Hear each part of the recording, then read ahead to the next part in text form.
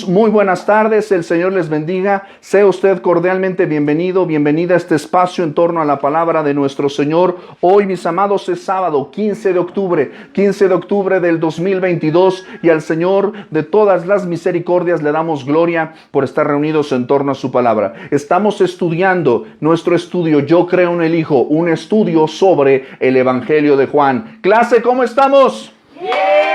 Eso es todo, claro que sí. Estamos más que listos y más que preparados para ir a su bendita palabra. Así que por favor, vamos a repetir nuestro texto clave, nuestro texto base que se encuentra en Juan 20:31. Pero estas cosas se han escrito para que creáis que Jesús es el Cristo, el Hijo de Dios, y para que creyendo tengáis vida en su nombre. Una vez más, Juan 20:31 dice, pero estas se han escrito para que creáis que Jesús es el Cristo, el Hijo de Dios, y para que creyendo tengáis vida en su nombre. Juan 20:31. Vamos a orar. Señor, te damos gracias, Padre bendito, en el nombre de Jesús, por esta reunión maravillosa, Señor, y por la congregación de los santos. Señor, te damos gracias, Señor, porque tú nos mantienes firmes y adelante, como dice el himno. Nos mantienes puestos, Señor, preparados para la lucha, Señor. Y para este espíritu, Señor, nos preparamos en torno a tu palabra. Señor, nos queremos fortalecer, Señor, en tu palabra, en el Evangelio, para que nos muestres a Jesús. Porque queremos, Señor, creer plenamente, Señor. Ya creemos, Señor, en el Hijo. Padre Santo, queremos ser plenos en nuestra fe y decir, yo creo en el Hijo. Señor, en esta tarde, toma control, señorío, de este tiempo de estudio, Señor. Y Padre Santo, bendice la exposición de la palabra. Sé con mis hermanos, hermanas aquí presentes, con aquellos, Señor, que están reunidos en la transmisión, Señor. Padre Santo, sé con ellos y sé conmigo, Señor, como expositor, para poder ser fiel a tu palabra. Y en ese espíritu, Señor, nosotros decimos amén y amén. Muy bien. Pues la semana pasada, ¿verdad? Estuvimos viendo acerca de qué cosa. A ver, que alguien me diga, por favor, ¿qué estuvimos viendo la semana pasada, hermano? A ver, hagan memoria. Saquen ahí los apuntes, ¿verdad? Hemos hablado hasta el día de hoy.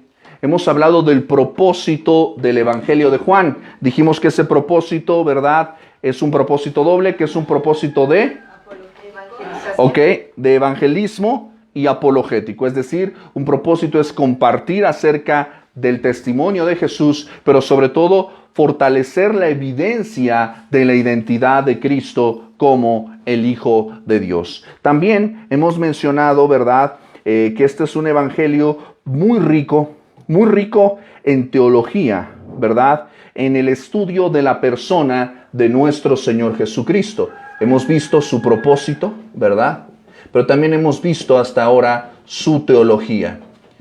Y como hemos dicho, ¿verdad? La teología del Evangelio de Juan nos muestra a Jesús como el Hijo, nos muestra a Jesús como el Mesías, nos muestra a Jesús como el Salvador del mundo.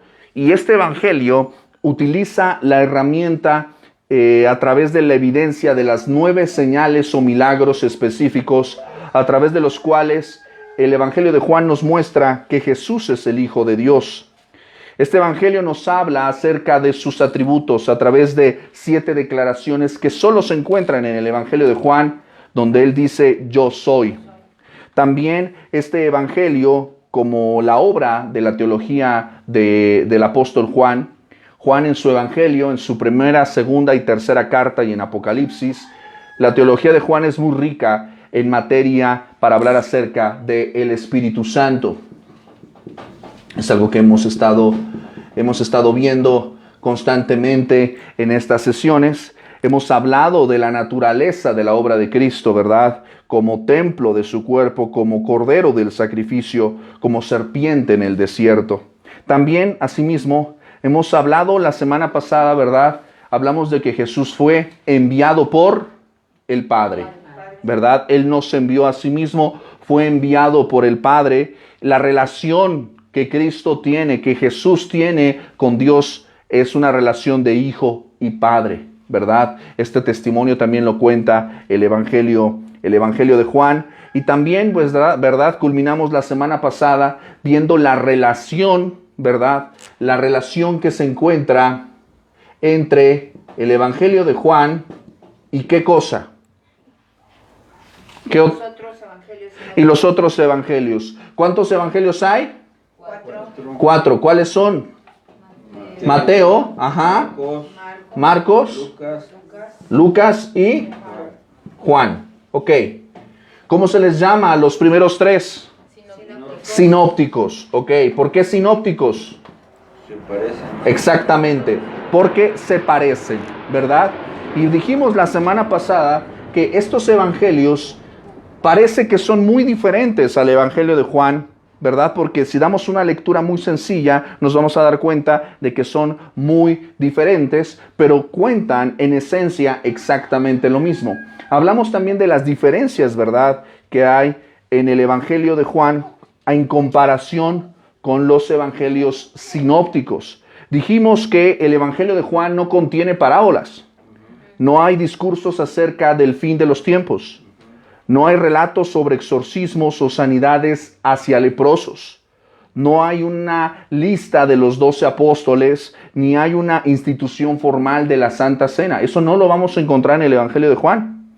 Juan tampoco registra los datos del nacimiento, bautismo, transfiguración, tentación en el desierto y la agonía de Getsemaní, ni tampoco la ascensión de Jesús.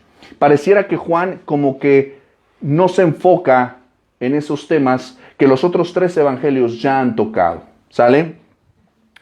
Como podremos ver, como hemos visto hasta la fecha, el evangelio de Juan en su 90%, la gran cantidad del material del evangelio de Juan es completamente diferente a lo que se menciona en los evangelios sinópticos. ¿Esto qué significa? ¿Que es un libro que contradice a los otros evangelios? No, de ninguna manera.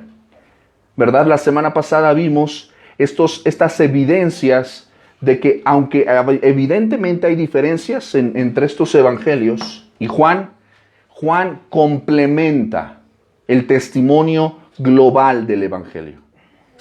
El evangelio está compuesto por estos 4 testimonios, de manera que si yo quiero comprender plenamente el evangelio, no solamente leo Mateo.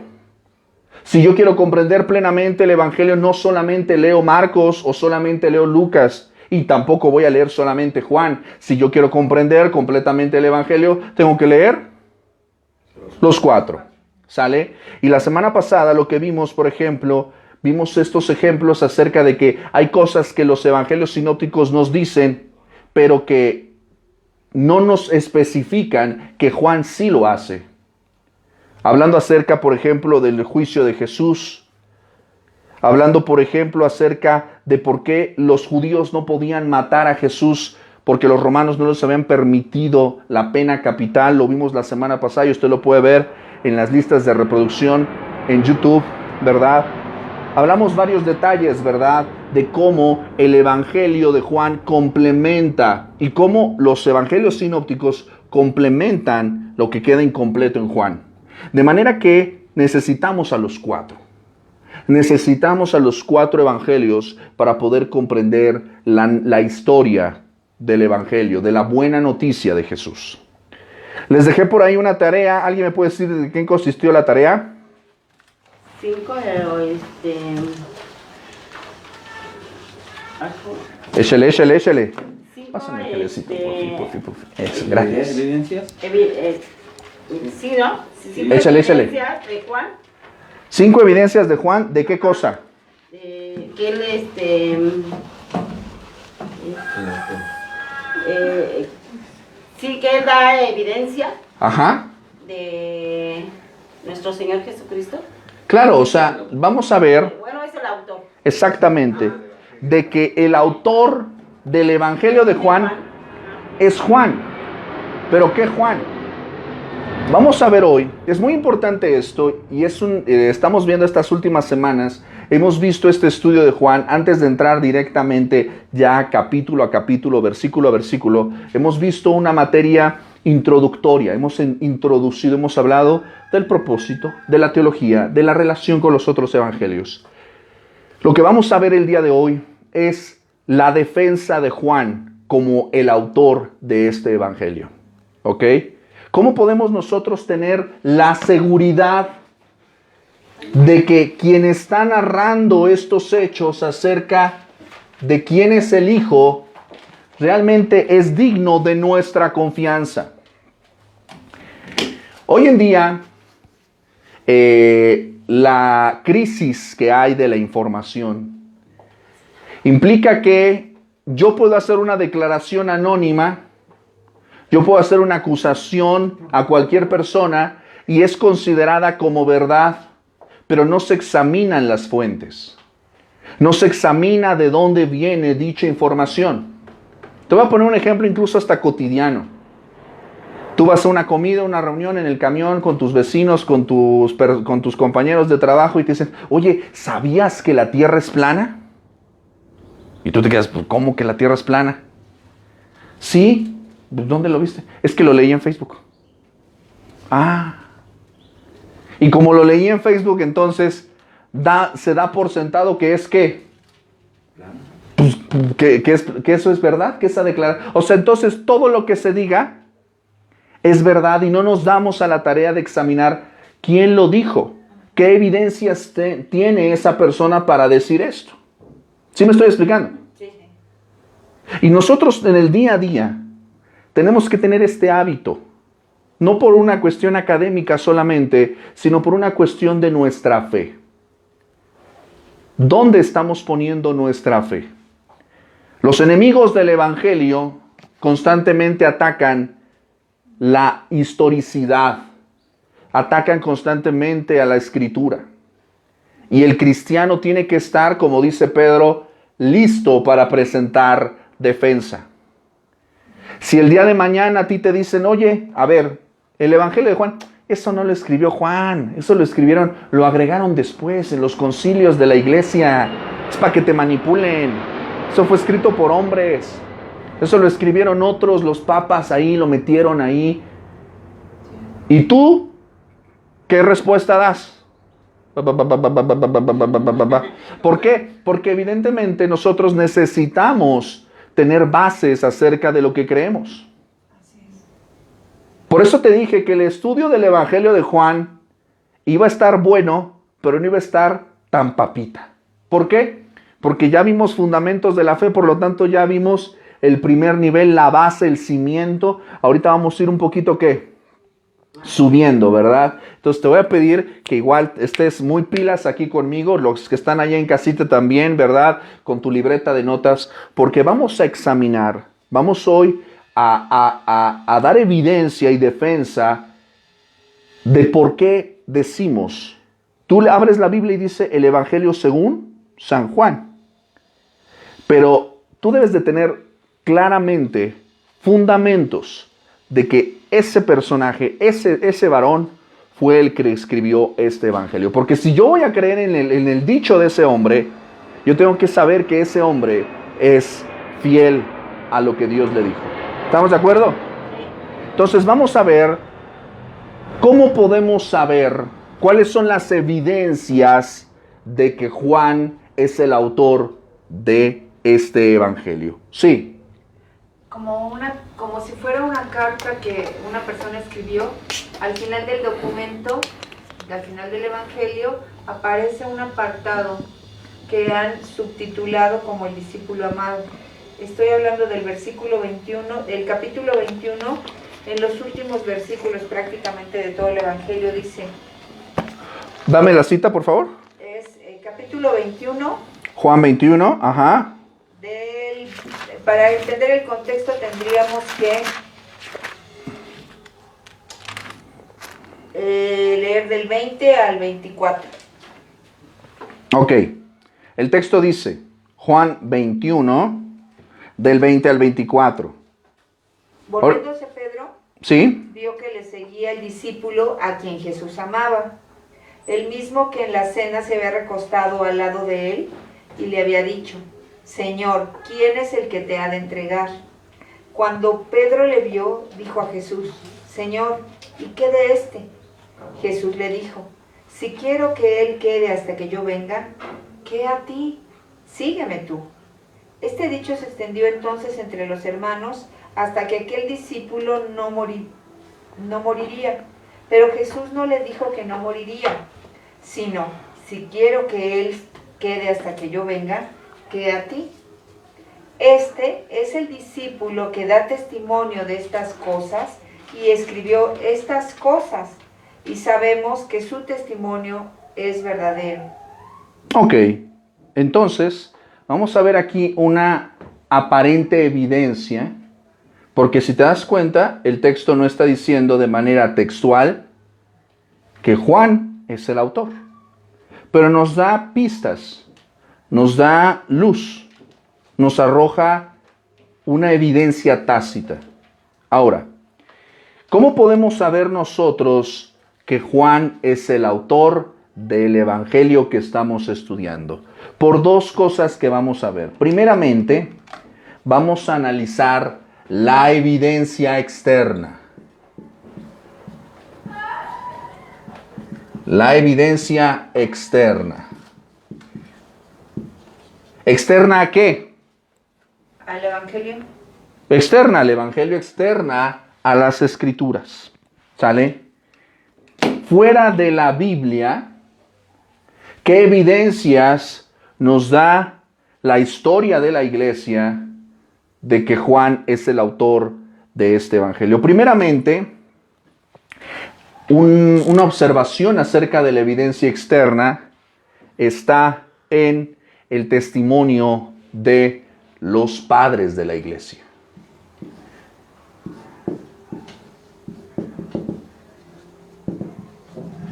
Testimonios. Irineo fue la primera persona en la historia en mencionar explícitamente a Juan como el autor del evangelio. Irineo escribe una obra que se llama Contra las herejías, y en esta obra Irineo, especialmente el testimonio de él es muy valioso. ¿Por qué? Porque Irineo fue discípulo. Voy a poner otro marcador porque creo que este no ayuda mucho, ¿verdad? Irineo fue discípulo directo de otro hombre que se llama Policarpo. ¿Y de quién crees que fue discípulo Policarpo? ¿De Juan? Directamente de Juan. Entonces, es un testimonio bastante cercano, ¿estamos de acuerdo? Históricamente estamos hablando de que este testimonio viene de una persona muy cercana a Irineo. ¿Sale? Otra segunda observación de la evidencia externa de que Juan es el autor del evangelio proviene de otros personajes no tan directos como Tertuliano, como Clemente de Alejandría, como Orígenes, como Dionisio de Alejandría y Eusebio. A quienes es muy importante que ustedes ya vayan, les voy a ir dando un poquito de estas datos de historia de la iglesia que ustedes como cristianos que están madurando en su fe y en su conocimiento tienen que saberlo. Cuando les hablo de los padres de la iglesia, no te estoy hablando necesariamente, o tú seguramente piensas en papas o en señores así como con gorritos altos y todo esto. No tiene absolutamente nada que ver con eso. Los padres de la iglesia fueron la generación que siguió después de que murieron los apóstoles. ¿Cuántos apóstoles había? 12. Entonces, estos 12 apóstoles fundaron iglesias, fueron líderes de comunidades de fe, y los hijos espirituales o los congregantes o los discípulos directos de los apóstoles, que más tarde tomarían el liderazgo de la iglesia, porque nota de pie de página, los apóstoles no vivieron para siempre, ¿verdad? En algún momento se hicieron viejos y murieron, o en particular fueron perseguidos y martirizados. La mayoría fue perseguida y martirizada. Se dice solamente que Juan murió de viejo, de anciano. Pero la generación que sigue, los líderes que ellos entrenaron después de los apóstoles, son conocidos históricamente como los padres de la iglesia. ¿Hasta aquí vamos bien? Sí. Por eso hablamos de Policarpo. y decimos que es un padre de la iglesia. ¿Por qué? Porque fue discípulo directo de Juan. Y ese mismo Policarpo entrenó a otro que fue Irineo. Entonces, ¿sí me estoy explicando? Esto no es para que tú te lo memorices, no te lo voy a preguntar. La verdad es que es información secundaria. No es información que tu fe dependa de que sepas eso, pero tu cultura general como cristiano debería de saberlo. Y yo deseo que ojalá los pastores se dediquen un poquito más a dar esta información para que luego no batallemos. Luego no batallen los creyentes, ¿verdad? Con información extraña. ¿Verdad? ¿Hasta aquí vamos bien? Sí. Muy bien. La tercera evidencia externa ya no proviene de personas cercanas, ya no proviene del cuerpo de iglesia, de líderes, de los padres de la iglesia. Fíjate lo que te voy a decir. La tercera evidencia externa, es decir, ajena al testimonio de las Escrituras, proviene nada más y nada menos que de los enemigos de la iglesia.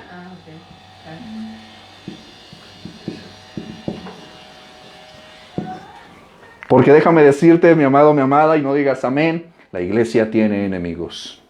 La iglesia tiene adversarios. Y los ha tenido y los seguirá teniendo, pero no se apuren. Nos vamos ya muy pronto.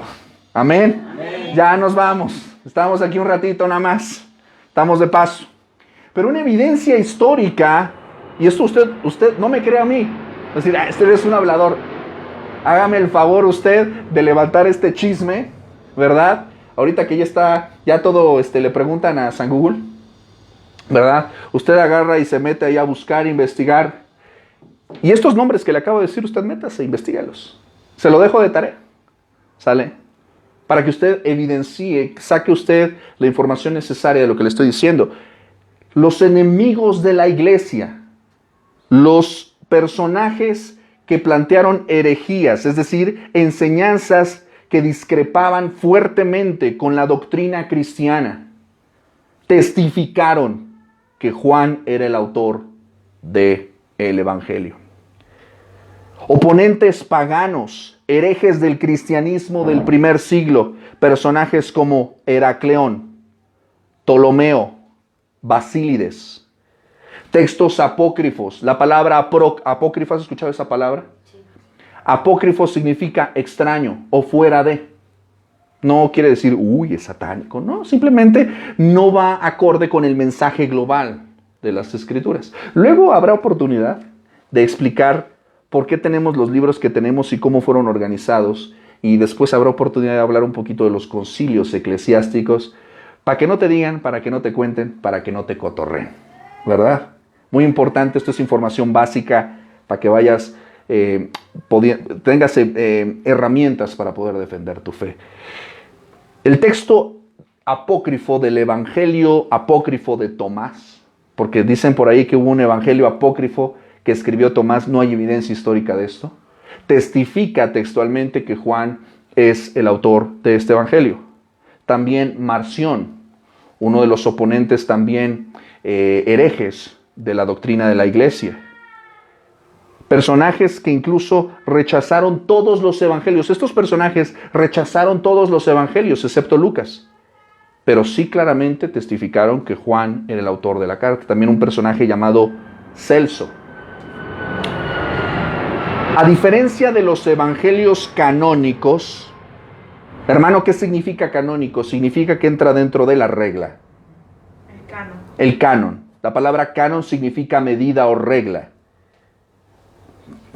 Rápidamente, lo único que te voy a decir es bastante simple. Cuando estamos diciendo que estos libros, estos 66 libros son canónicos, quiere decir que cuando los concilios de la iglesia se reunieron para tomar la decisión, porque ¿qué crees? La Biblia no estuvo así como nosotros la tenemos. Estaba en varios rollos y pergaminos dispersos que existían en aquel entonces.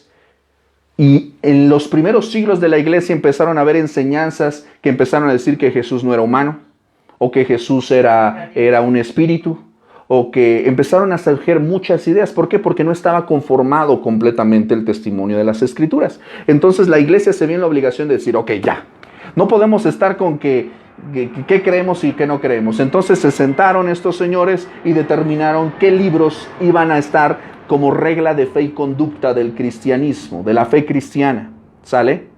Hay un mito por ahí, una leyenda escéptica que dicen que le pusieron los textos ahí encima y casi los que se llevara el viento eran los que eran apócrifos y los que se quedaran sobre la piedrita eran los que eran canónicos. Esto es un mito y es una leyenda, porque la Biblia ha probado por el propio examen técnico de este texto, ha probado que es inerrante. ¿Por qué se les llama canónicos? Porque estos 66 libros tienen aplicación ética, moral y doctrinal, y no se contradicen estos 66 libros entre sí. Por eso son canónicos. Son canónicos porque tienen coherencia ética, moral y doctrinal. Ahora me vas a decir, es que mi abuelita tiene una Biblia allí en la casa. Nunca la lee, pero ahí está, ¿verdad? Ahí empolvándose, grandota, ¿verdad? Y ahí hay unos libros que no están en mi Biblia. ¿Esos qué son? Bueno, son libros que se les conoce como libros deuterocanónicos. ¿Qué significa esto? Que están fuera del canon. No fueron considerados en estos concilios eclesiásticos como canónicos. ¿Por qué? Porque tienen aplicación ética y moral. Yo te aconsejo, como por tu educación cristiana, que los leas. Pero te vas a dar cuenta de que tienen discrepancias doctrinales. Es por esa razón que no son considerados dentro del canon de las Escrituras. Están fuera porque discrepan en coherencia doctrinal. ¿Hasta aquí vamos bien? ¿O hay preguntas? No. ¿Seguros? Bueno, te veo con cara de, no sé. Muy bien, entonces, estos 66 libros son canónicos, ¿por qué? Porque tienen coherencia ética, moral y doctrinal. Los deuterocanónicos no tienen coherencia doctrinal. ¿Sale? Y los apócrifos, perdón, se duda de su veracidad, de que sean ciertos, de que los haya escrito alguien de ese tiempo. Ok, esto es un elemento también muy importante. Les quiero recomendar para este tipo de lectura, les quiero recomendar 2 textos, El origen de la Biblia, de F.F. Bruce, y otro autor, no me acuerdo cuál, pero habla mucho acerca de la conformación de la Escritura, y les recomiendo otro texto que se llama Breve Historia del Canon Bíblico, escrito por el doctor Gonzalo Báez Camargo. Es un librito chiquito, en una sentada así te lo echas, ¿verdad? Y básicamente lo que viene a decir es que muchos de los libros o de los textos que se consideran apócrifos, ya me estoy desviando del tema, ahorita regreso, ahorita me regresas, ¿sale? Ahorita me regresas. Estos libros que se consideran apócrifos porque no había seguridad o evidencia plena de que los autores que decían que se escribieron, vamos a decirlo así, si yo te digo que escribí esto y alguien firma ahí, Daniel lo escribió, pero hay personas que me conocen, que lo leen y dicen, esto no lo escribió él. Hay una prueba externa e interna que da a notar que esto no lo escribió él. Esto se les conoce como apócrifos porque había en aquellos entonces falsificadores. Había en aquellos entonces impostores, o en términos más técnicos, pseudoepígrafes. Es decir, personas que decían, lo escribió el apóstol Pedro, pero el apóstol Pedro no sabía escribir. ¿Me explico? Entonces, ¿por qué existe la primera y la segunda carta? Porque tenía un ayudante que le escribía, que era Juan Marcos. ¿Sale? De hecho, Jeremías tampoco fue escrito de su puño y letra. Lo dictó. Y lo que le escribía era Baruch. ¿Sale? Entonces, estas son las cosas que tú como cristiano debes de saber para que no te cotorreen. ¿Sale? Son los libros de la Iglesia Católica que, según nosotros, los cristianos le quitaron. Esos libros ellos le aumentaron.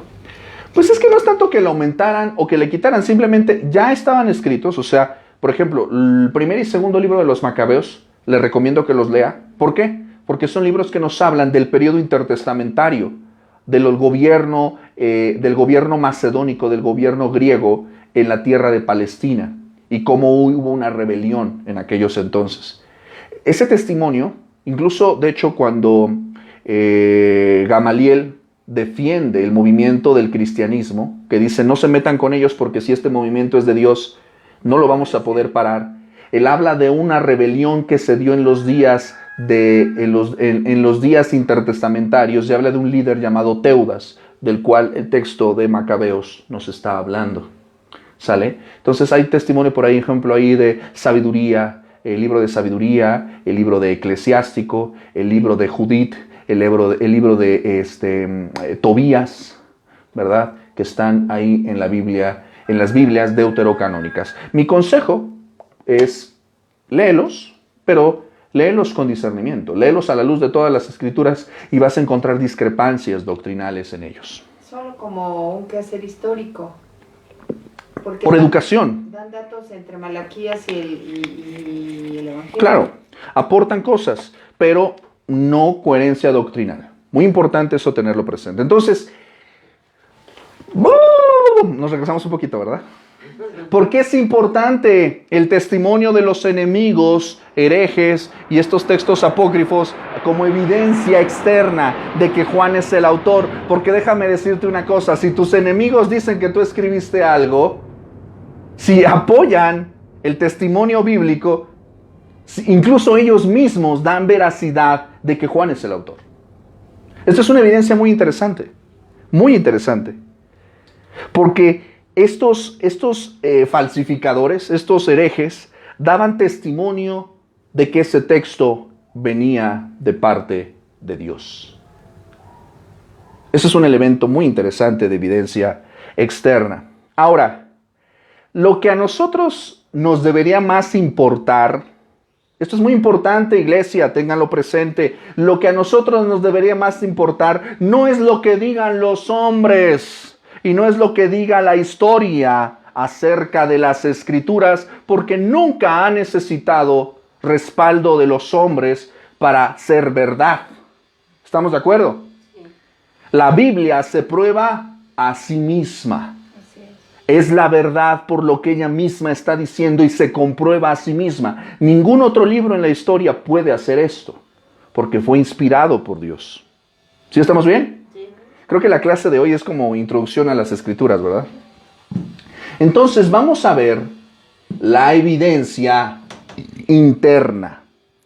La evidencia interna. Si usted, mi amado, mi amada, se le ocurrió por la razón que sea faltar hoy a la clase, déjeme decirle que se está perdiendo una enseñanza increíble. Y no la voy a volver a repetir, porque después ya vamos a entrar directamente al texto, así que lo siento. Evidencia interna. Por interna nos estamos refiriendo a la Biblia misma. ¿Cuál es el testimonio interno de la propia Escritura? Los evangelios han probado siempre, han soportado siempre el examen, el escrutinio de quiénes son sus autores. Siempre lo han soportado. Eso es algo que muchos textos hoy no lo pueden hacer.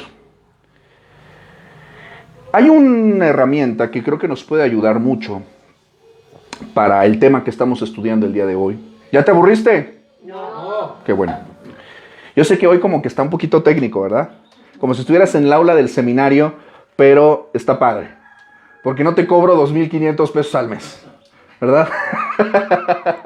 Muy bien. Ok, entonces por evidencia interna, es decir, que estamos hablando de la Biblia, déjame decirte que un señor llamado Westcott, un señor llamado B.F. Westcott, que habla de esta evidencia interna. Él fue un comentarista y erudito de las Escrituras del siglo XIX. Y él dice que hay 5 evidencias, 5 argumentos, y los colocamos nosotros en 5 círculos concéntricos. ¿Concéntricos o concéntricos? ¿Con? Sí, ¿verdad? Es decir, que comparten el mismo centro, ¿no? Ok, ahí me ayudas un poquito porque en mi geometría creo que reprobé también esa materia. ¿Sale? Dijimos cuántos círculos concéntricos, 5, ¿verdad? Ok.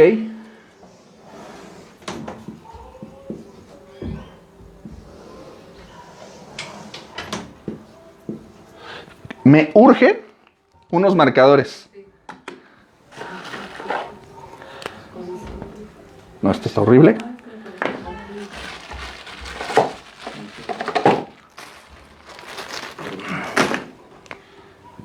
Ahí está, mira, este está bueno. ¿En qué me quedé? Ah, sí, 2. 3.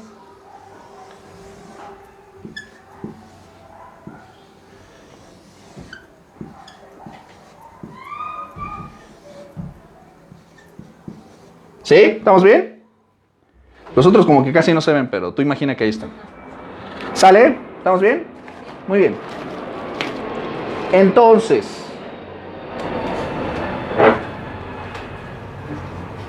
B.F. Westcott utiliza estos 5 círculos concéntricos para decirnos que Juan es el verdadero autor del Evangelio de Juan.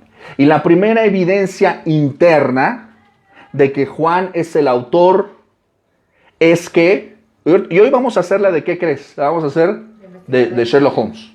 Lo vamos a hacer de detectives. ¿Sale? Así que, ¿trajiste tu Biblia? Sí. ¿Sí? Muy bien, sácala porque la vamos a usar ahorita. La primera evidencia interna, hablando acerca de quién es el autor. ¿Quién es el autor?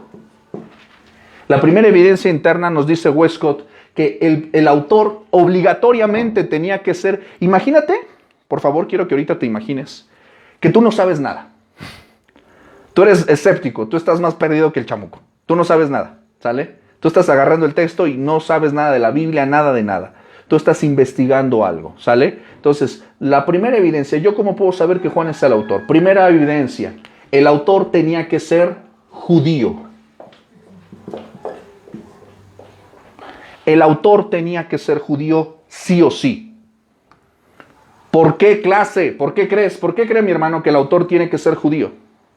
Porque era de su pueblo de Dios, los judíos, ¿no? ¿Ok?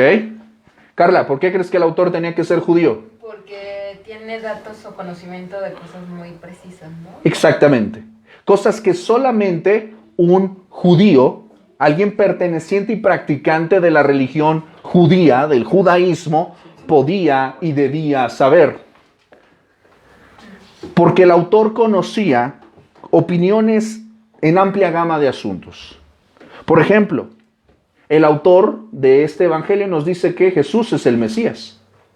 Eso es algo que a un romano no le importaría, a un griego no le importaría, y mucho menos a un ateo le importaría. ¿Sale? Por ejemplo, vamos a ver Juan 1:21. Vamos a ver rápidamente algunos textos para que me sigas rápidamente con ellos. ¿Sale? Sí, de preferencia anótelos para que los puedan consultar después y ahí van a estar los videos más tarde. Juan 1:21 dice, le preguntaron, ¿qué pues? ¿Eres tú Elías? Él dijo, no soy. ¿Eres tú el profeta? Y respondió, no. ¿Sale? El autor claramente está haciendo esta pregunta, ¿eres tú el profeta? Recordemos que Deuteronomio 18 dice que el Señor había prometido un profeta mayor que Moisés. Por eso le dicen, ¿eres tú el profeta? No le está diciendo, ¿eres un profeta? Le dice, ¿eres tú el profeta? Segundo evidencia, más adelante, versículo 25. Y le preguntaron y le dijeron, ¿por qué pues bautizas si tú no eres el Cristo, ni Elías, ni el profeta? Solamente una persona que fuera judía tendría referencia clara acerca del ungido, del Mesías. Recordemos que la palabra Cristo significa el ungido o en el hebreo Mesías. Entonces está aquí diciendo el Cristo, en hebreo diría el Mesías. ¿Eres tú el Mesías? ¿Eres Elías? ¿Eres el profeta? Recordemos que en la mente del judío Elías tenía una gran preeminencia. ¿Sale? Más adelante vamos al capítulo 6, versículos 14 y 15. Capítulo 6, versículos 14 y 15, dice el texto. Aquellos hombres entonces, viendo la señal que Jesús había hecho, dijeron, este verdaderamente es que el profeta que había de venir al mundo. Pero entendiendo Jesús que iban a venir para apoderarse de él y hacerle rey, volvió a retirarse al monte él solo. ¿Te das cuenta que hay una declaración de que ellos buscaban al profeta? Más adelante, capítulo 7, versículos 26 y 27. Dice el texto, mirad pues mirad, habla públicamente y no le dicen nada. ¿Habrán reconocido en verdad los gobernantes que este es el Cristo? Pero este sabemos de dónde es, mas cuando venga el Cristo, nadie sabrá de dónde sea. Insisto, este texto, Juan, se escribió en qué idioma, clase. ¿Eh? En arameo. No, En griego. se escribió en griego. Juan se escribió en griego. Entonces, pero recordemos que Juan, en esencia, era judío. Por lo tanto, cuando dice Cristo, está diciendo también Mesías. Está hablando de la misma figura del ungido. ¿Sale? Muy importante tener esto presente. Vamos más adelante al versículo 31, Juan 7:31. Muchos de la multitud creyeron en él y decían, el Cristo cuando venga hará más señales que las que éste hace. Más adelante, versículo 40 al 42. Sí, Juan 7:40 al 42. Entonces algunos de la multitud oyendo estas palabras decían, verdaderamente este es ¿qué? El profeta. Otros decían, este es el Cristo. Pero algunos decían, ¿de Galilea ha de venir el Cristo? ¿No dice la Escritura que del linaje de David y de la aldea de Belén, de donde era David, ha de venir el Cristo? Hubo entonces disensión entre la gente a causa de él. Entonces, las evidencias bíblicas nos muestran de que el autor del Evangelio de Juan era judío, porque conocía referencias que solamente un judío podía conocer, como por ejemplo el tema del Mesías, del profeta. Conocía temas acerca de la importancia de la educación religiosa formal. Alguien que lea Juan 7:15, por favor.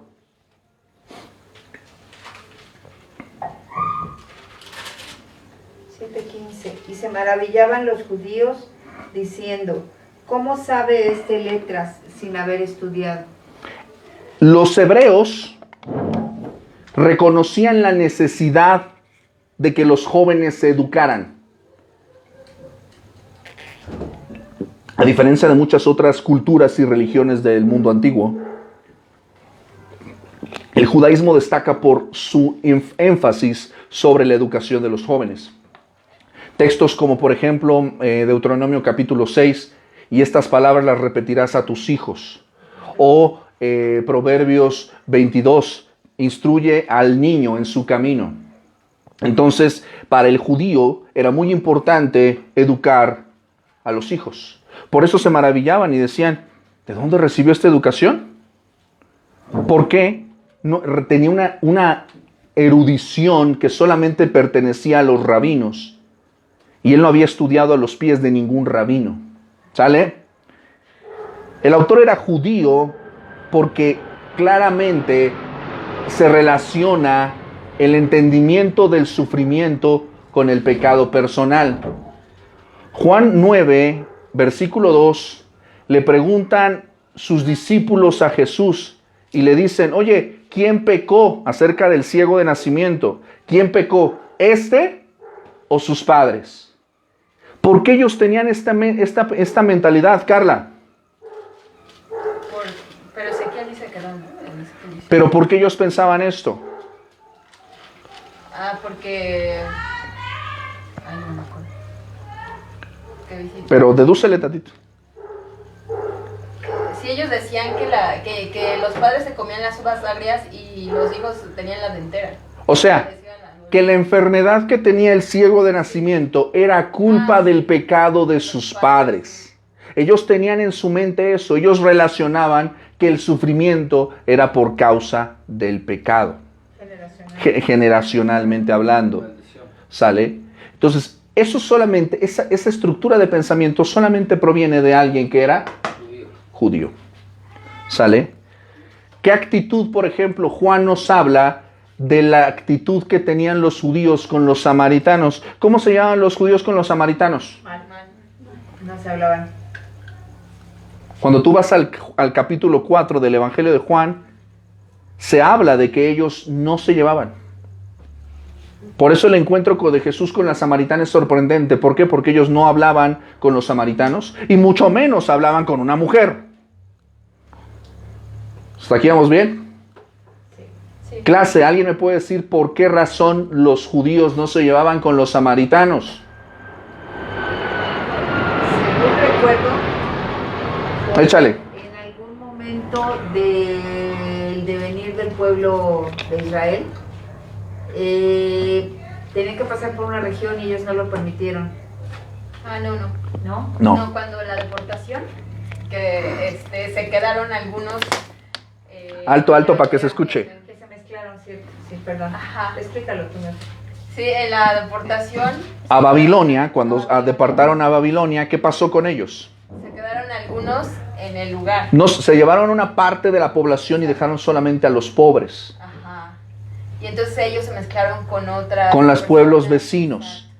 Y ahí surgieron, obviamente, pues rompieron este establecimiento de que solamente podían casarse, pues, con los del pueblo, ¿verdad? Entonces ellos rompieron esta pureza racial, esta pureza de sangre, pero también, sobre todo, lo más importante, ellos rompieron su pureza de la integridad de sus creencias y de sus costumbres. Entonces, por eso eran repudiados por los judíos, porque ellos eran como traidores, como que se mezclaron con los paganos. ¿Sí me estoy explicando? Por eso no los querían. Era un tema, insisto, cultural y era un tema racial. Y eso solamente es un tema que un judío podía apreciar. Por eso podemos saber que el autor del Evangelio era judío. ¿Sale? También vamos a ver que el autor era judío porque conocía las costumbres judías. Por ejemplo, el capítulo 18-28 habla de la necesidad de evitar la inmundicia derivada del contacto con los gentiles. Eso es solamente algo que podía saber un judío. También habla de la necesidad de purificarse antes de celebrar la Pascua, en el capítulo 11, versículo 55. Solamente un judío podía conocer las costumbres matrimoniales. ¿Qué es lo que vemos, por ejemplo, en Juan capítulo 2, del 1 al 10, en las bodas de Caná? Las costumbres, por ejemplo, de servir ¿qué? Ah, el vino, ¿no? Exactamente. ¿Qué vino servían antes y qué servían después? El primero, el mejor, ¿no? Ajá. Y ya hasta el último los... Pues ya puro Boeing, ¿no? Servían nada más, ¿no? Entonces, estas costumbres matrimoniales solamente las podía conocer un judío, ¿ok?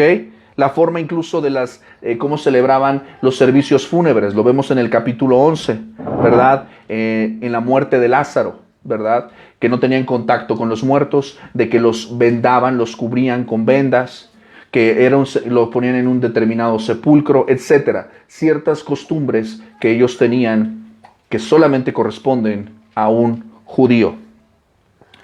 El autor conocía fiestas célebres, fiestas solemnes de las costumbres judías, como la fiesta de los tabernáculos, lo dice el capítulo 7, versículo 2, o la fiesta de la dedicación, lo dice el capítulo 10, versículo 22. ¿Hasta aquí vamos bien, clase? Entonces podemos ver por varias evidencias que el autor era judío. Hasta aquí todavía como que dices, no me convence todavía que Juan sea el autor, ¿verdad? Pero vamos a ver una segunda evidencia. El autor era judío. ¿Hasta aquí vamos bien? Pero era un judío palestino. Era un judío palestino. ¿Por qué era un judío palestino? ¿Por qué crees que era un judío palestino? ¿A qué nos referimos con esto? Con la región... Exactamente. Ay, Dios. Era un judío palestino. Es decir, de esta región. ¿Por qué? Porque había judíos ¿en dónde? En todo el mundo. Había judíos en Egipto, había judíos en Roma, había judíos en Grecia, ¿me explico? Personas que se habían regado por la diáspora. Pero este judío, el autor, tenía que ser judío, pero tenía que ser un judío palestino, es decir, de esa región. Si yo le pregunto a usted, ¿dónde están aquí las tortillas? ¿Me puede decir dónde venden tortillas aquí? Sí. ¿Por qué? Pues porque aquí vivo. Exactamente. A mí me va a costar, las voy a encontrar, pero me va a costar trabajo. ¿Por qué? Porque yo no vivo aquí. Usted que vive aquí sabe dónde está la carnicería, dónde están las tortillas. Sabe dónde incluso, dónde está la carne buena, donde no se la cotorrean. ¿verdad? ¿Me explico? Donde el marchante le atiende bien. Usted solamente puede saber eso si usted vive ahí. Esa es una evidencia historiográfica de la autoría. El autor tenía conocimiento detallado de lugares que solamente alguien que vivía ahí los podía conocer. Él, por ejemplo, nos dice cuál era la distancia entre Betania y Jerusalén. Decía que era camino de 2 días. Solamente alguien que hubiera caminado esa distancia lo podía saber. ¿Hasta aquí vamos bien? También el autor era un judío palestino porque conocía la ciudad de Jerusalén. Conocía las esquinas, las calles, los mercados. Él, por lo menos, el autor describe 3 lugares que no se mencionan en los evangelios sinópticos. ¿Cuáles son los evangelios sinópticos? Marcos, Marcos, Mateo y Lucas. Lucas, ¿verdad? Les voy a estar poniendo buscapiés, Nos habla de 3 lugares que estaban en Jerusalén, como por ejemplo el estanque de Betesda, el estanque de Siloé y la torre que se cayó. ¿Sale? También nos habla del torrente de Cedrón. Esos lugares que sabemos que están en esta región, que la Biblia habla de estos, pero los evangelios sinópticos no lo hablan. Juan sí nos habla de estos lugares. Por lo tanto, el autor era un judío palestino. Era un judío que vivía en esa zona. ¿Hasta aquí vamos bien? Tercera evidencia de que el autor es el autor que estamos diciendo. Nos queda claro que era judío, nos queda claro que era vecino, que vivía por ahí. Pero la tercera evidencia de que el autor es lo que dice ser, es que el autor tenía que ser sí o sí testigo ocular. ¿Qué significa que fuera testigo ocular, mi hermana? Es que se daba cuenta porque era su vecino. Porque lo había, ¿qué? Con estos dos, como diría ¿cómo se llama este hombre? Ay, ¿cuál era el que canta yo te vi, más que porque mis ojos te vieron, era Tizoc, ándele. Sí, no, o sea, porque mis ojos lo vieron. Yo te puedo decir que esto es verdad porque estos 2 ojos con los que yo te quiero son los que dan testimonio de esto. De hecho, Juan, en su primera carta, dice las cosas que nuestros ojos vieron, nuestras manos tocaron. ¿Sale? ¿Lo puedes leer, por favor? Primera de Juan, capítulo 1, habla acerca del testimonio de Juan, de que lo que vio es verdad.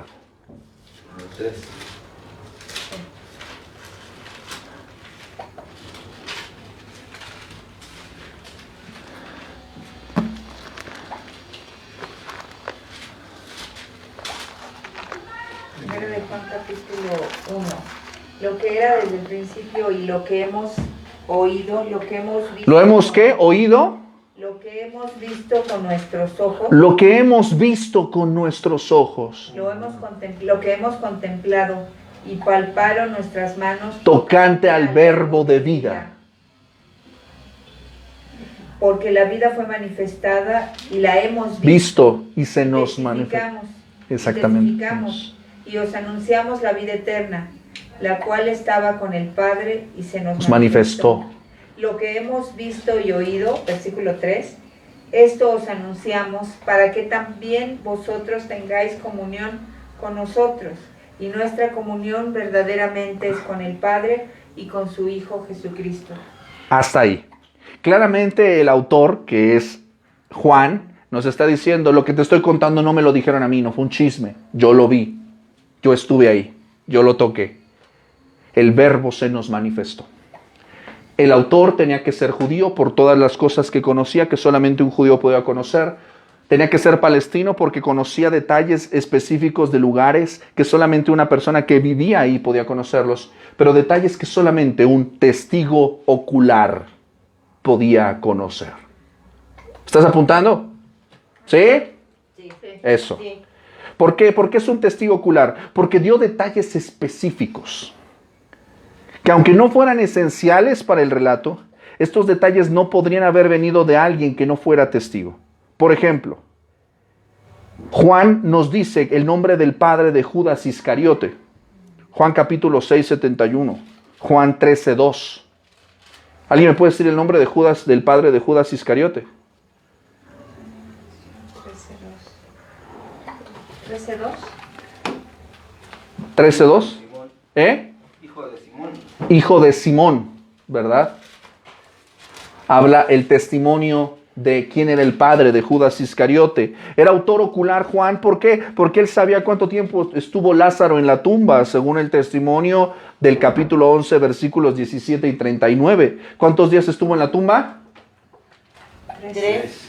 Exactamente. Eso solamente lo pudo haber sabido alguien que estuviera involucrado en estos acontecimientos. También el autor sabía cuánto tiempo estuvo Jesús en Sicar, según el capítulo 4, versículo 40. ¿Cuánto tiempo estuvo Jesús en Sicar cuando estuvo con la mujer samaritana? Juan 4:40. El que lo tenga lo lee, por favor. Mira, allá hay como 5, mi estimada.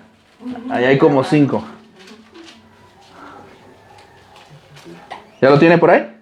4:40. Entonces vinieron los samaritanos a él, ay, es que no veo. Entonces vinieron los samaritanos a él y le rogaron que se quedase con ellos y se quedó allí 2 días. 2 días. ¿Sale? Se quedó allí 2 días en Sicar. ¿Ok? El autor tenía que ser testigo ocular porque sabía el tiempo preciso en el que ocurrieron ciertos acontecimientos y sobre todo también conocía cifras exactas. Déjame darte, por ejemplo, una pista. El capítulo 1, versículo 35, dice el texto. El día siguiente estaba otra vez Juan y 2 de sus discípulos. Más tarde podemos ver en el capítulo 2, versículo 6, dice el texto. Estaban allí 6 tinajas de piedra para agua. ¿Cuántas? 6. 6 tinajas de piedra para agua. O sea, eran datos muy específicos y precisos. Capítulo 6, versículo 9. Aquí está un muchacho que tiene 5 panes de cebada y 2 pececillos. ¿Sale? Dice más adelante en el versículo 19. Cuando habían remado como 25 o 30 estadios, vieron a Jesús que andaba sobre el mar y se acercaba a la barca y tuvieron miedo. Entonces habla de detalles específicos que solamente alguien que estuvo ahí, que lo vio. ¿Sí estamos bien? El autor tenía que ser un testigo ocular porque conocía detalles exactos, específicos, cifras, lugares, cantidades de tiempo, que solamente alguien que estuvo ahí lo podía saber. ¿Sale? El autor tenía que ser un testigo ocular porque Juan fue el único en decir que en la alimentación de los 5,000 estaban los panes hechos ¿de qué pan? ¿De qué estaban hechos los panes? Sin levadura. No, en la alimentación de los 5,000 No, son panecillos. estaban hechos de cebada. Sí. ¿Sale? Estaban hechos de cebada. Eso solamente alguien que estuvo ahí lo pudo saber. Fue un testigo ocular porque nos dice que incluso cuando María rompe este frasco y nos dice que era de alabastro, de perfume ¿de qué? De nardo. Hay un detalle ahí que el autor nos dice que la casa se llenó ¿de qué? Se llenó completamente, mejor que el fabuloso, riquísimo, ¿verdad? Eso solamente era algo que sabía el autor, alguien que estaba ahí. Ay, no, se fueron ellos oliendo a florecita ese día. ¿Sale? Eso es algo que solamente ellos que estuvieron ahí lo podían saber. Juan es un autor, un testigo ocular, porque él es el único que nos dice de los otros que las ramas que pusieron en la entrada triunfal eran de palma. ¿Sale? Juan es el único testigo ocular que nos dice que había soldados romanos en el grupo que arrestó a Jesús en Getsemaní. O sea, ¿cuánta gente podía haber en Getsemaní? 3 o 4. Pues no muchos. De hecho, los deja a 9, ¿verdad? Y se lleva ¿a cuántos? Se lleva a 3. ¿A quiénes se llevó? Pedro, Juan, Y Jacobo. Jacob. ¿Sale? Se lleva con ellos para que oren con él, cosa que no hicieron, porque les ganaba el sueño, ¿verdad? Y el Señor pues está orando en agonía solo, y después vienen a arrestarle. Juan nos dice que había soldados romanos en el grupo que le arrestó. De esos 3, ¿quién estaba ahí presente? Solamente Juan, Pedro o Jacobo. ¿Sale? ¿Sí me estoy explicando? Son detalles, estamos haciendo la de Sherlock Holmes ahorita, ¿sale? Entonces tú estás, ok. Tú dices, bueno, los de Palma, pues estuvo medio mundo ahí, ¿verdad? Cualquiera pudo haberle hecho, eran de Palma. Pero en este detalle de Getsemaní, sí o sí, nada más había ahí 3 personas, aparte del Señor Jesús, ¿sale? Otro detalle que nos habla de que el autor era testigo ocular es de que la túnica de Jesús no tenía costuras, dice el capítulo 19, versículo 23. Y de que el sudario, cuando el Señor resucitó, ¿cómo estaba el sudario? Doblado. Eso es un detalle textual. ¿Cuántos fueron? ¿Cuántos testigos, los primeros testigos de la resurrección, quiénes fueron? Las mujeres. Las mujeres. Luego, ¿quiénes más? Juan, Pedro. Pedro y... Pero de esos dos... Uno había corrido más que el otro. Exactamente. ¿Quién llegó primero? Juan, Juan. que era el más joven. Exactamente. ¿Sale? ¿Hasta aquí vamos bien? Ahora, no podemos... O sea, las mujeres sabemos, el testimonio bíblico nos dice que las mujeres fueron las primeras, pero no las primeras en escribirlo, porque las mujeres en aquellos entonces no escribían. ¿Sale? ¿Te estás dando cuenta? ¿Estás cayendo en el elemental, mi querido Watson? Dice, entonces corrió y fue a Simón Pedro y al otro discípulo, aquel al que Jesús amaba a Jesús, y le dijo, se han llevado del sepulcro al Señor y no sabemos dónde le han puesto. Versículo 3, es capítulo 20, versículo 3. Y salieron Pedro y el otro discípulo y fueron al sepulcro. Corrían los dos juntos, pero el otro discípulo corrió más aprisa que Pedro y llegó primero al sepulcro. Llegó primero al sepulcro. Bajándose a mirar, vio los lienzos puestos ahí, pero no entró. Luego... ¿Qué dice el versículo 7 del capítulo 20? Y el sudario que había estado sobre la cabeza de Jesús, no puestos con los lienzos, No estaba con los lienzos. sino enrollado en un lugar aparte. Estaba aparte. Eso solamente lo pudo saber alguien que estuvo ahí presente. ¿Puedes creer en aquel que escribió el Evangelio? Mucha predicción. Por supuesto, es que es una ¿Por qué te estoy diciendo esto? Porque el propósito dijimos que es evangelístico, pero dijimos otro propósito que es ¿qué? Es decir, de presentar ¿qué? De presentar pruebas. Aquí hay evidencias, y como arroz, muchas evidencias de que el autor era judío, era palestino y era testigo ¿qué? De que lo vio, ahí estuvo. Todavía nos faltan otros 2. El autor de este evangelio, necesariamente, al ser testigo ocular y reunir todos estos elementos, necesariamente el autor tenía que ser un apóstol, uno de los 12. Necesariamente tenía que ser apóstol, ser uno de los 12. La palabra apóstol significa enviado. No es aquel que te cobra en dólares. No es aquel que pone los ojos en blanco y te dice, ay, te le estás sacando una mujer güera. No, no es ese. Ya, no voy a decir más, porque si no voy a empezar a pecar. Ya, un chistín, hacía falta. ¿Sale? Necesariamente era un apóstol, ¿por qué? Porque obviamente era judío, era palestino, era testigo ocular, por lo tanto también podemos decir que era un apóstol. ¿Por qué podemos decir que el autor era un apóstol? ¿Qué hace? No se le despegaba, era uno de los que andaban por él, ¿no? Estaba en el círculo íntimo y conocía detalles que solamente un apóstol, alguien que fue llamado por Jesús, podía conocer. ¿Quieres evidencias bíblicas? Rápidamente, vamos a verlas. Juan capítulo 2, versículo 11, dice el texto: este principio de señales hizo Jesús en Caná de Galilea y manifestó su gloria, y sus discípulos creyeron en él. Siguiente texto, más adelante, versículo 17. Entonces se acordaron sus discípulos. 2:17.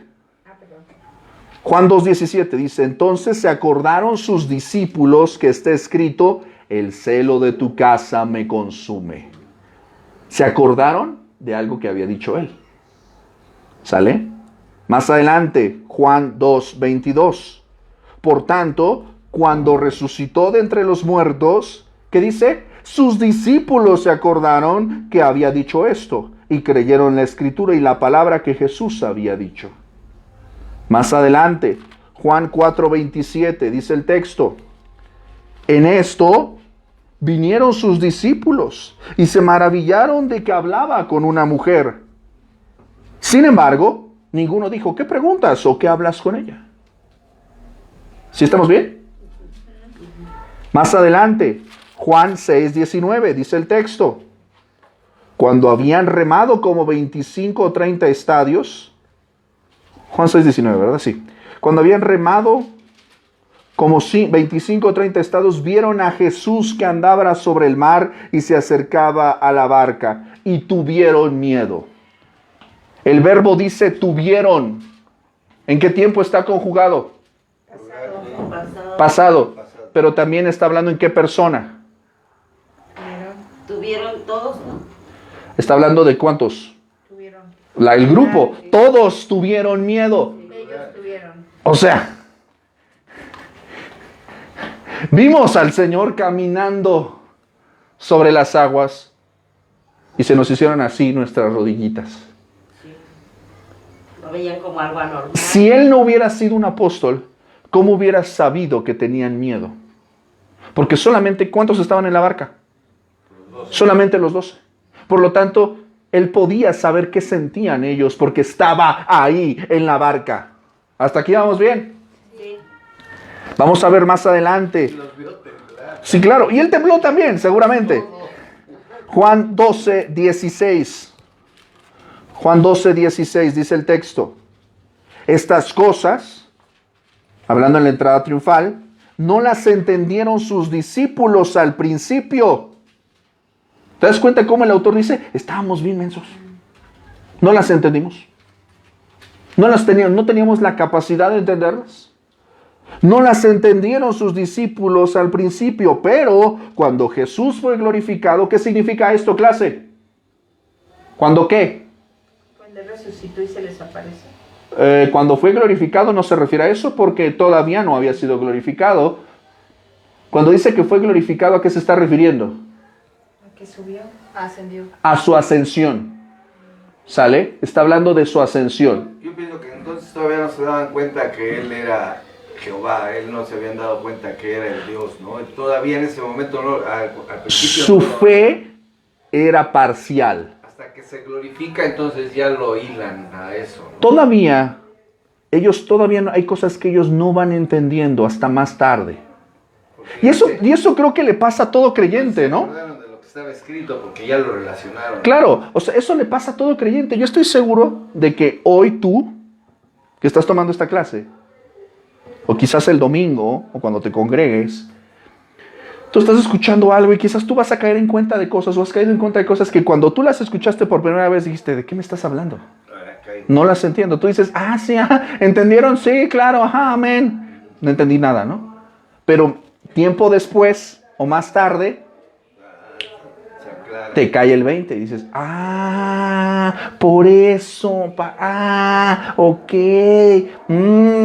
Somos iguales, no somos muy diferentes de los apóstoles.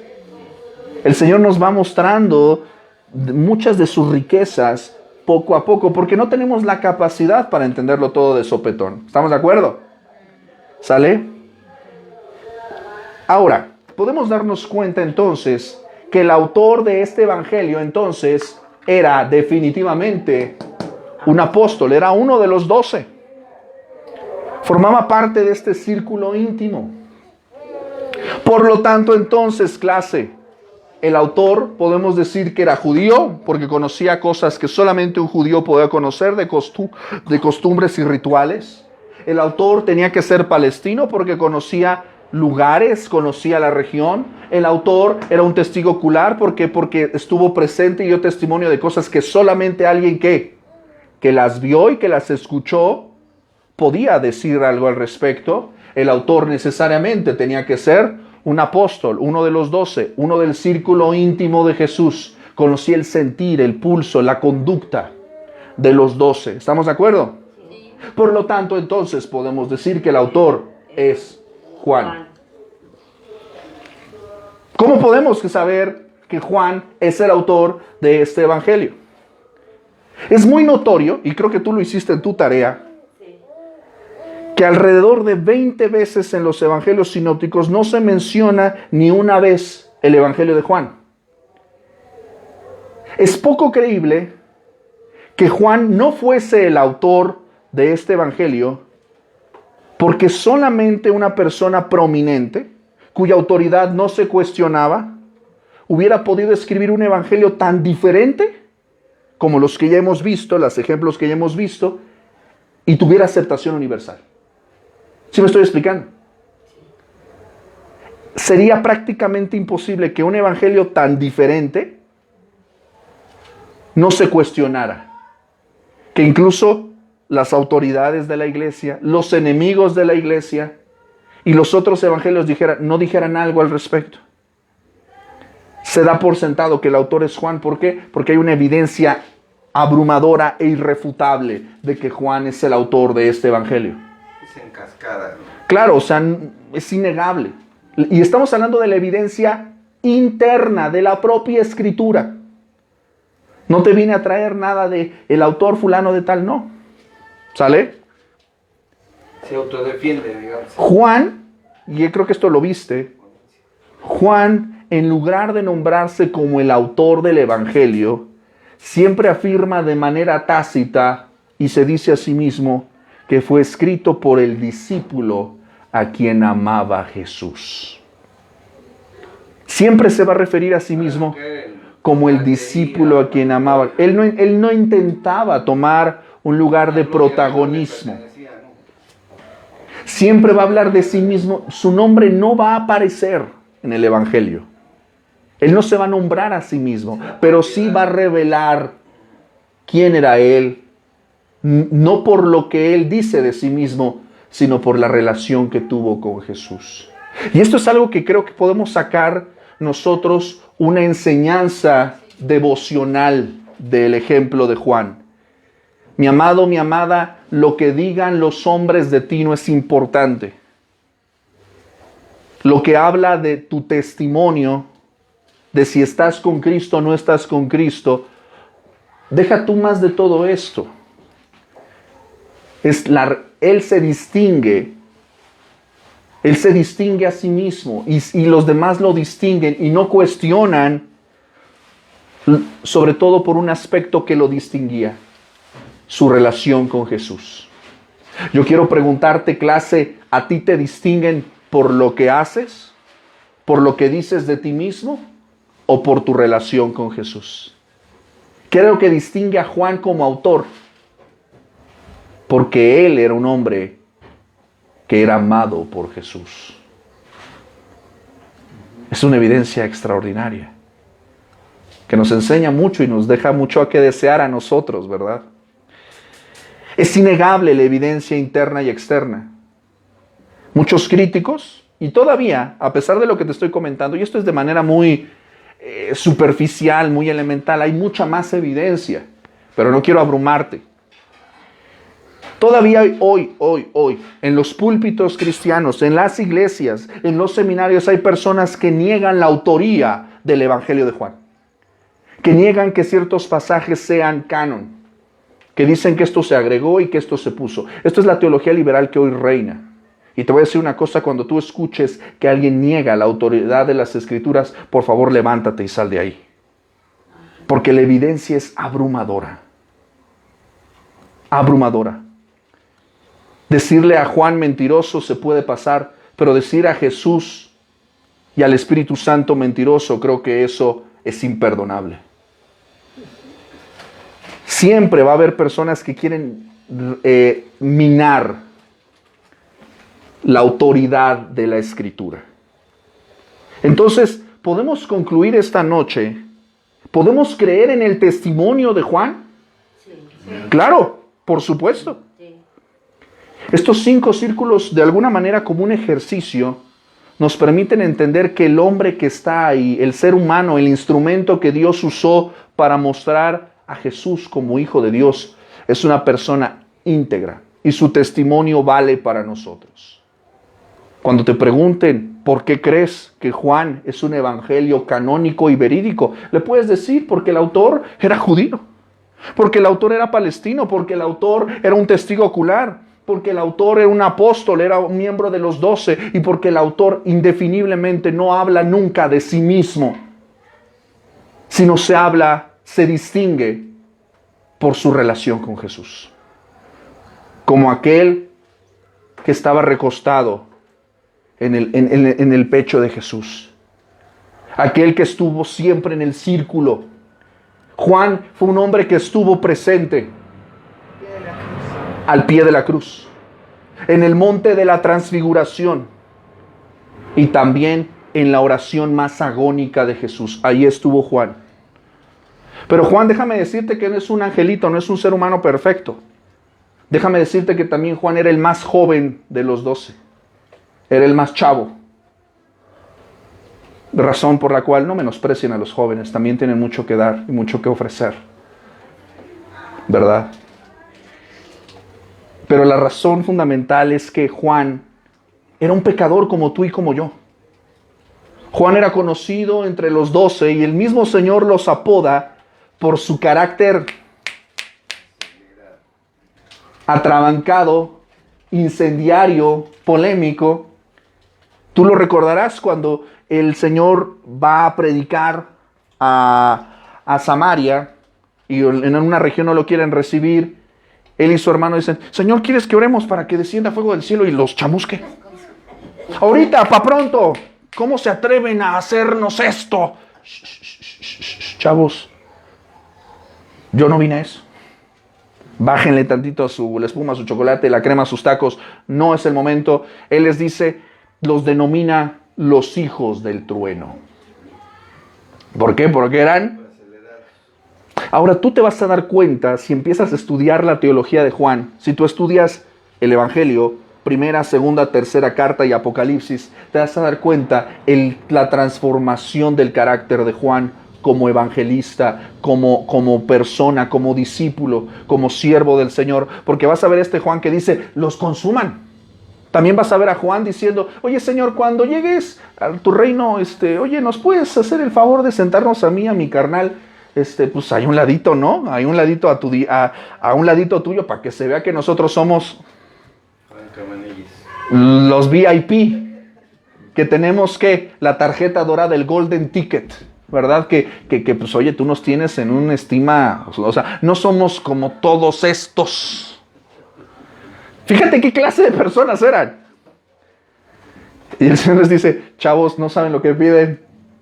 ¿Pueden participar de lo que yo voy a participar? Sí, sí podemos.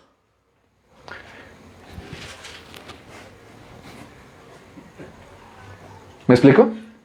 Era un joven impetuoso, ingobernable, irascible. Pero después vamos a ver en las primera, segunda y tercera carta a un Juan que les dice, hijitos míos, si alguno hubiere cometido pecado, abogado tenemos para con el Padre, a Jesucristo el justo. Hijitos míos, no pequéis. Hijitos míos, Dios es amor. Dios nos ha amado primero. Puedes ver la transformación del corazón, de la mente y del carácter del autor de este evangelio. Antes que todo y después de nada, Juan es el autor de este evangelio porque Juan nos da evidencia de que fue un hombre que tuvo un encuentro personal con Jesús, un hombre que caminó con Jesús y un hombre sobre todo que fue transformado por Jesús. Ahora, quiero dejarte este desafío. Y con esto concluyo. Si la gente no tuviera la Biblia, si solamente dependiera que la gente creyera en Jesús por tu vida y tu testimonio, ¿creerían en Jesús? Pablo dice que nosotros somos cartas leídas. Creo que todos nosotros, si somos apropiados en nuestra estatura delante del Señor, creo que sabemos muy bien que aún nos falta mucho en carácter, en caminar, humildad y transformación.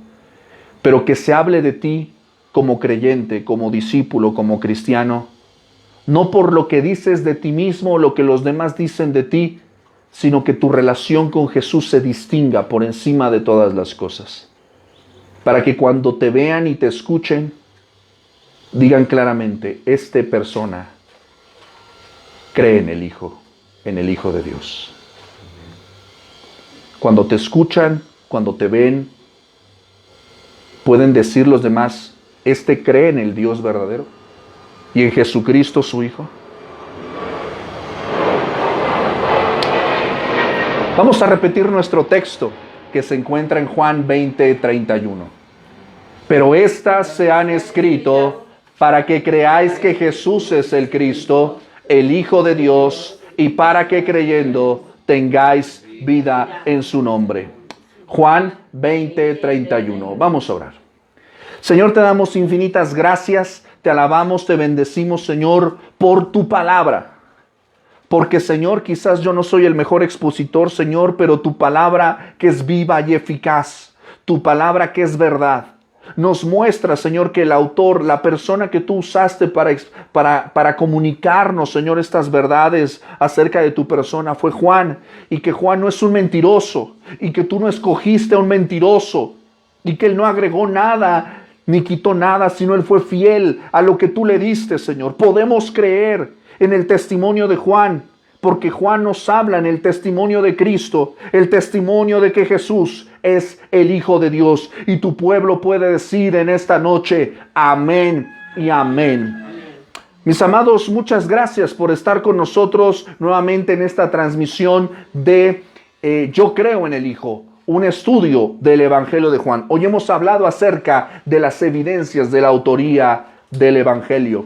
Yo espero que este estudio haya sido de bendición para su vida. La próxima semana, clase, la próxima semana vamos a iniciar sí o sí con el capítulo 1 del Evangelio de Juan. Agárrate, abróchate los cinturones, agárrate del asiento, porque va a estar increíble. Tu tarea la próxima semana vas a leer, si puedes ahí en tu cuaderno vas a copiar, vas a hacer notas de lo que Dios te ha hablado acerca de este texto. Vamos a estudiar la próxima semana el Evangelio de Juan, capítulo 1, versículos 1, 2 y 3. ¿Sale?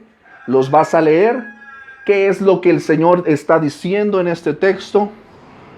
Y vamos a empezar a estudiarlo para la próxima semana. Recuerda también que nosotros estamos compartiendo todos los días, de lunes a domingo, el plan de lectura McChain, donde estamos leyendo la Escritura en un año, el Antiguo Testamento una vez, el Nuevo Testamento y los Salmos 2 veces. Así que yo te animo a que no te lo pierdas el plan de lectura McChain. También todos los viernes estamos estudiando nuestro grupo de Xonacatlán, Estado de México. Estamos estudiando fundamentos de la fe, la persona de Cristo. Así que como que te das cuenta como que va ahí como de la mano, ¿verdad? El día de ayer estuvimos hablando de Jesús como Salvador y vimos mucho de lo que estamos platicando acerca de Juan. Todos los sábados estamos estudiando el Evangelio de Juan y mañana, acompáñame en oraciones, vamos a estar compartiendo la palabra en la Iglesia Presbiteriana Jesús el Buen Pastor, celebrando también su aniversario, así que apóyenme con sus oraciones y voy a ver si puedo ahí transmitir algo, ¿verdad? Para compartir el mensaje que el Señor hablará para con la iglesia. Síganos apoyando, ¿verdad? Si este mensaje fue de bendición para su vida, le animamos a que usted lo comparta con sus amigos y familiares, ¿verdad? Sobre todo con aquellos que dicen, ¡ay, la Biblia fue escrita por hombres! Ándale, tómale, ahí está, ahí tienes evidencia bastante, ¿verdad? compártanlo con sus amigos y familiares. Síganos a través de nuestras redes y suscríbase. Recuerda que estamos en YouTube, Facebook, lo puede escuchar en SoundCloud y en Spotify sin costo alguno. Compártalo, es una herramienta evangelística de gran bendición. Gracias por su apoyo con sus oraciones, palabras de ánimo, testimonios, sus ofrendas. Dios les bendiga. Dentro de este domingo en 8 vamos a estar también en Oaxaca. Vamos a ir a la ciudad de Oaxaca, vamos a ir a predicar la palabra también el domingo. Entonces pues les estaremos compartiendo también qué es lo que el Señor tiene para con ellos allá en esa bonita tierra del Señor. Así que nos estamos viendo. Clase, ¿cómo estamos? Bien. Eso es todo, más que bien. ¿Sale? Tengan una excelente semana, Dios les bendiga y recuerden, a Dios sea la gloria. Hasta pronto. O sea, ¿se va el sábado o no? A ver. Es que no sé, creo que te voy a decir. Voy.